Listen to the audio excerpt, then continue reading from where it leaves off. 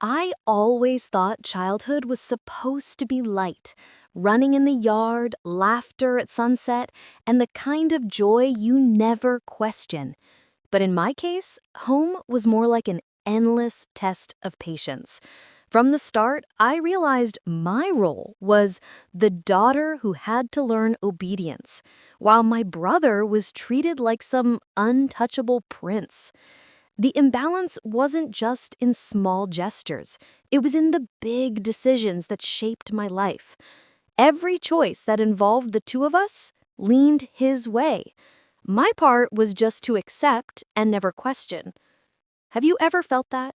That in your own family, favoritism was so obvious it hurt? If you have, share it in the comments because your story might help someone else realize they're not alone. As time went on, the gap only grew. I had to justify every step outside the house, while my brother lived almost without limits. He could stay out late, leave a mess, even talk back to our parents without real consequences. But me? The smallest sign of raising my voice was enough for punishment. That difference made me feel invisible, like I didn't matter as much. And the truth is, that feeling doesn't just vanish when you grow up. Tell me, do you believe parents can love unequally? Have you ever thought about that? Drop your thoughts in the comments because I want to see how many of you have lived the same pattern. By my teenage years, things turned even heavier. It was like my whole identity had been built around being the opposite of my brother. If he was called hardworking, then I was lazy. If he had a talent, mine were brushed aside, as if never enough. Even teachers, after hearing my parents talk, noticed the contrast. Living under the shadow of someone who never had to prove anything, it was suffocating. Have you ever had to work 10 times harder just to get half the recognition? Write it in the comments. I want to know your story.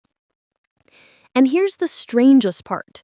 The harder I tried to win their approval, the worse it got. I studied, helped at home, tried to be perfect. But one small slip and I was the target of every criticism. Meanwhile, my brother made bigger mistakes and still got excuses.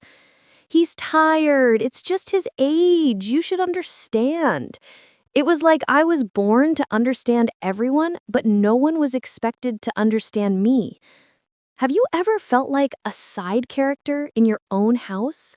Tell me below, because I know I'm not the only one with this scar. But the cruelest part? When favoritism turns into manipulation. My brother would twist stories, invent lies, put words in my mouth, and no matter how I tried, my voice never carried the same weight as his. It was like screaming in an empty room. Nobody listened. And I want to ask you, how many times have you felt voiceless against an injustice?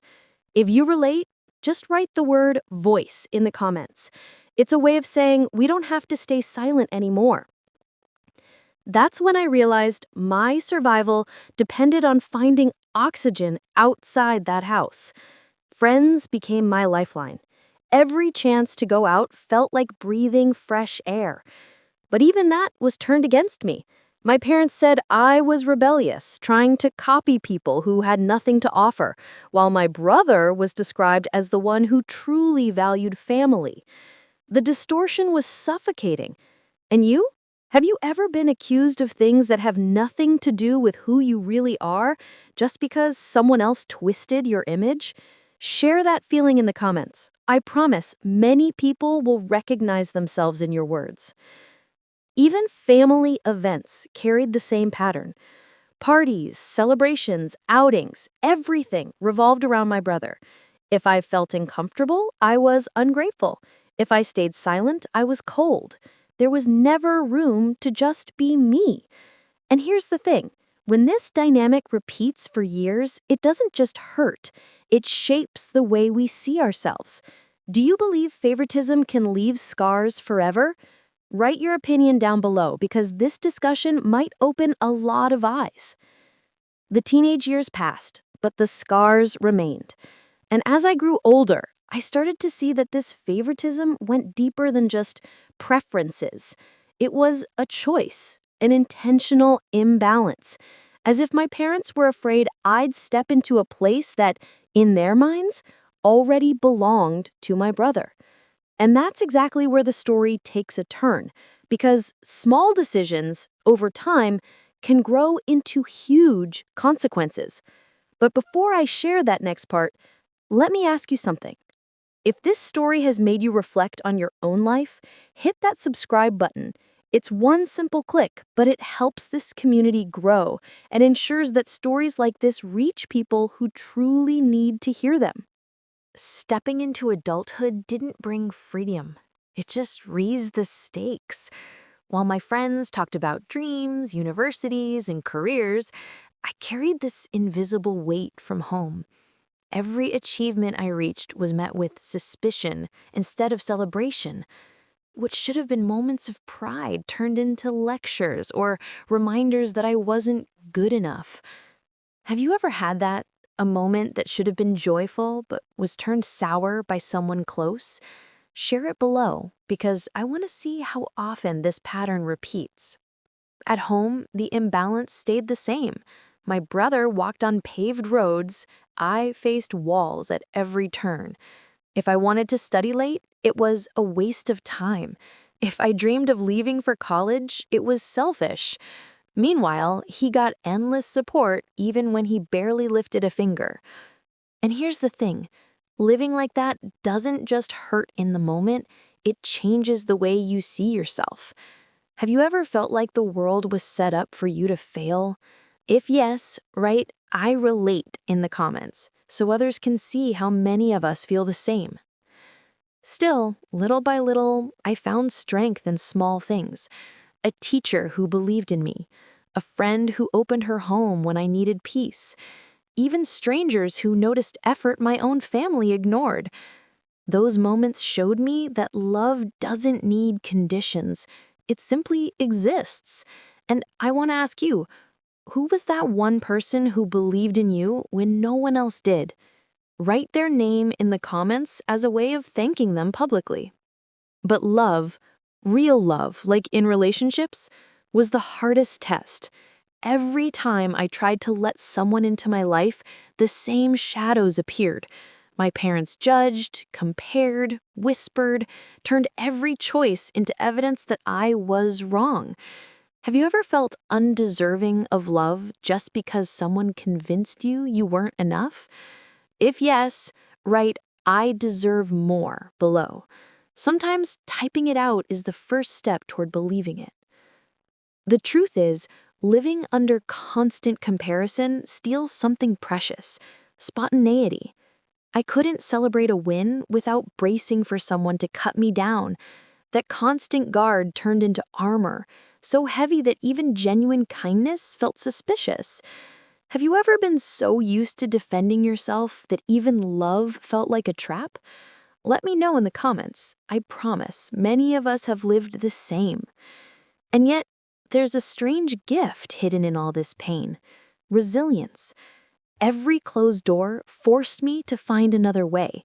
Every lack of support pushed me to double my efforts. And slowly, I began to see that what set me apart wasn't avoiding failure, but rising every single time I fell. So now I'll ask you, what's the biggest life lesson you learned from pain?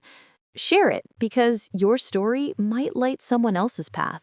For years, I carried secrets, things I never dared to say out loud. I thought maybe if I stayed quiet, the storm would pass. But secrets have a way of showing up, especially on days that are meant to be unforgettable. On my wedding day, all the tension I had buried came crashing back. Every attempt I made to plan something meaningful was met with interference. My parents insisted on decisions that weren't mine. My brother tried to control details that didn't belong to him. It was like they wanted to turn my day into theirs. Have you ever felt that? That even in your happiest moment, someone tried to steal the spotlight? Share your story in the comments. I know I'm not alone. At first, I felt crushed. It was supposed to be the beginning of my own life, yet it seemed like I was still chained to the old imbalance. But then something inside me shifted. I realized if I stayed silent again, I'd be trapped forever. And so, for the first time, I said no. Calmly, firmly, without apology. That single word changed everything. And here's the truth. When you finally stop playing the role people force you on, the masks fall. My brother's tantrums no longer had power. My parents' guilt trips no longer stuck. The secret I had carried for years, that I wasn't the obedient daughter they thought, but a woman ready to take control of her life, was finally exposed. And you know what? It felt like freedom. Have you ever had that turning point where one decision made you feel reborn? Write freedom in the comments if you know what I mean. Sometimes just naming it gives strength to others who are still waiting for that moment. From that day forward, the balance changed. I no longer sought approval that was never coming. I stopped explaining myself for choices that belonged only to me. And most of all, I stopped feeling guilty for wanting a life that was mine. The scars of favoritism didn't disappear, but they became proof of my strength. And I believe your scars, too, tell a story worth honoring. What's the scar you carry that made you stronger? Share it. I want this comment section to be a place of courage. So here's what I learned. Love doesn't need permission, happiness doesn't need comparison, and freedom begins the moment you decide your story won't be written by anyone else. And before I end, I want to ask you something important. If this story touched you, if it made you reflect on your own family, your own scars, subscribe to this channel, not just to follow along, but to join a community where pain turns into strength and silence turns into voice. And don't forget to leave your story in the comments, because your words might be the spark that gives someone else the courage to break free.